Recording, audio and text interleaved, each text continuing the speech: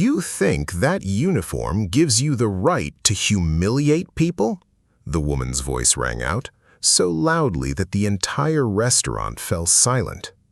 In downtown Tulsa, Oklahoma, Army Sergeant Jason Brooks was sitting with several friends after celebrating the completion of a military training exercise.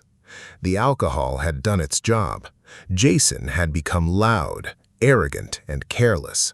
When an elderly man with a cane slowly approached a nearby table with his wife, the soldier began mocking the old man's walk, imitating him in front of his friends. A few people laughed nervously, but most customers looked at him with disapproval. The elderly woman heard the comments and lowered her eyes, as if she had grown used to cruelty from strangers. That was when Sarah Williams, a young woman dining alone nearby, stood up. She walked directly to Jason and told him that he was disgracing the uniform he wore. The sergeant simply laughed and told her to mind her own business, but Sarah refused to back down. She said she had met many soldiers in her life, and none of them had ever behaved so shamefully.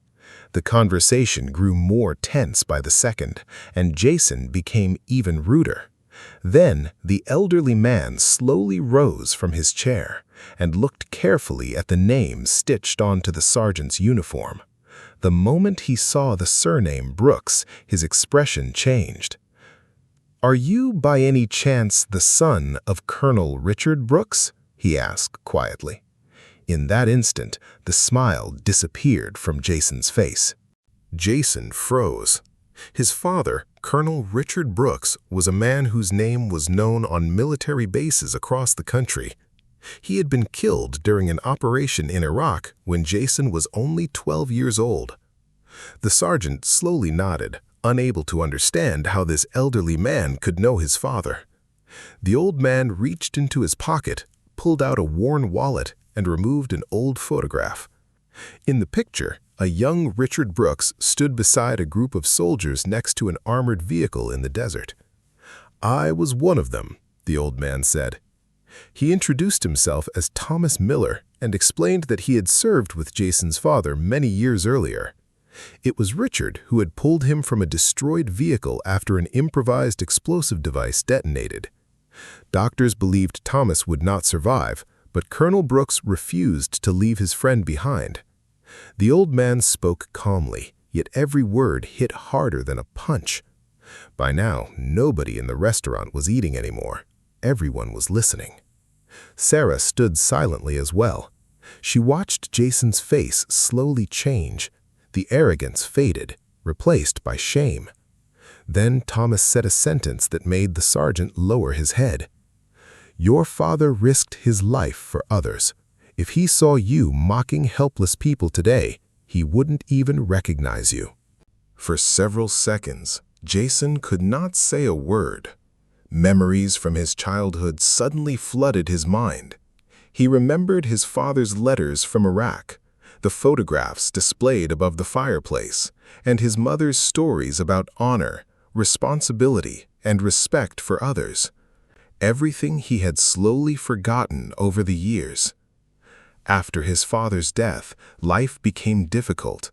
Military service had been Jason's way of proving that he deserved the Brooks name. But constant deployments, stress, and loneliness gradually hardened him. He began turning to alcohol for comfort, even though he refused to admit it to himself. Now, standing before him, was a man whose life his father had once saved, looking at him not with anger, but with disappointment. Somehow, that hurt even more. Jason slowly walked toward the elderly woman he had mocked just minutes earlier and apologized. Then he apologized to her husband. Silence filled the restaurant. No one had expected such a turn of events. Sarah watched carefully, trying to decide whether he was sincere. When she saw tears in the sergeant's eyes, her anger finally began to fade. Several months later, the story took an unexpected turn. Jason found Thomas Miller and began helping him and his wife regularly. He drove them to doctor appointments, repaired things around their house, and often visited simply to talk. Over time, a genuine friendship developed between them. One day, Thomas invited Jason over and showed him a box filled with old military belongings.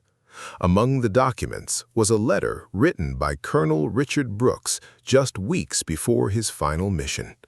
The letter contained words Jason had never seen before. A soldier's true strength is measured not by whom he can defeat, but by whom he is willing to protect. Jason read that sentence again and again. A year later, he was speaking to young soldiers at Fort Sill, sharing lessons about respect, responsibility, and a woman named Sarah, who had not been afraid to speak the truth when everyone else stayed silent. Sitting in the front row were Thomas and his wife, smiling proudly.